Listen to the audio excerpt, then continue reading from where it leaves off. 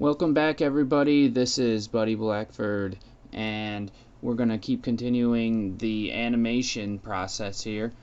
This is the second part of the basic animation tutorials, and this time we're going to go over the Bezier handles and editing your motion path. So what I'm talking about is at each keyframe, and these are the keyframes down here, or on your motion path, these square boxes here, those are your keyframes also. They're at the same points. As you can see, when I click on one, on the end one, it highlights the end one. If I click on the middle one, it highlights the middle keyframe right here. So we're going to be learning how to edit those and add more points. So right now, the arrow tool up here, which is V, which is also called the selection tool, and the pen tool here, which is G, are very useful, and you use those the most when you're editing your motion paths. To quickly switch, if you're on the arrow tool, to quickly switch to the pen tool, it's G, and if you hit V, it switches back to the selection tool. Now to do like a temporary switch, hold down G, and if you let go, it'll go back to the arrow tool. It's really quick, and now you can see what I'm talking about by knowing those hotkeys, how that stuff is helpful. So right now, when you create a keyframe, it creates it defaultly as an auto Bezier keyframe. And when you mess with the handles and everything like that, which I'll show you those real quick. If you click on them, they have these handles right here. There you go. When you touch the handles, it changes the type of keyframe that you have. So you start out with the auto Bezier, which is, I'll type that for you real quick. I'll show you how it's spelled, because it's spelled weird. Oh, nice white font. Alright. Change that so you can see it. There you go. That's how it's spelled. It's called, it sounds like Bezier, but it's not. And you will hear people say it like that, and it's funny.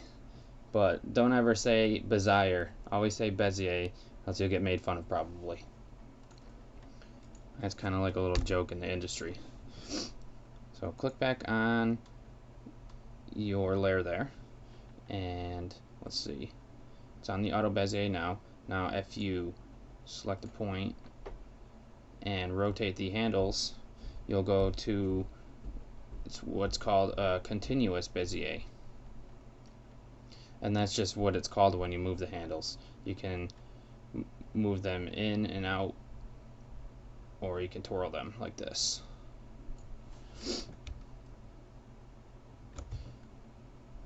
If you hold Alt, you can move one of them independently like this. Now this is just called a Bezier. It's not, that's all it is, just a Bezier. And you can hold Alt to move it like that, and it comes back to the regular one. Hold Alt again, and it moves it like broken. So let's go back to the regular. Also, if you hit the pen tool and you mouse over top of the Bezier handle, it changes to the convert vertex tool, which you can see if you hold up here on the pen tool, convert vertex tool. Same thing. That also, if you have that selected, that'll also break the Bezier handle.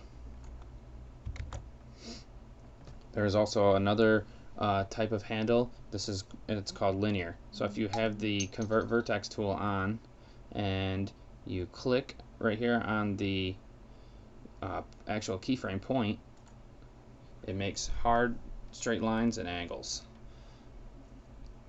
Now this is good if you need to there'll be times when you need to use this, and just knowing how to do it is very handy. So if you click on it again, it'll go back to what you had previously. So those are the different types of keyframes. Remember that if you hold down G, you gotta have the arrow selected. If you hold down G, it'll temporarily go to the pen tool. And make sure that the pen tool is selected, and then if you hold down G, there you go, it'll change to the pen tool. It was changing to the convert vertex tool when I had it on there before. So I'm holding down G and you can't see it changing, but if I'm still holding down G right now and I mouse over, it goes to the convert vertex tool. So that's a quick overview of the types of keyframes. Remember that keyframes are down here, so we can move on to maybe editing these keyframes here.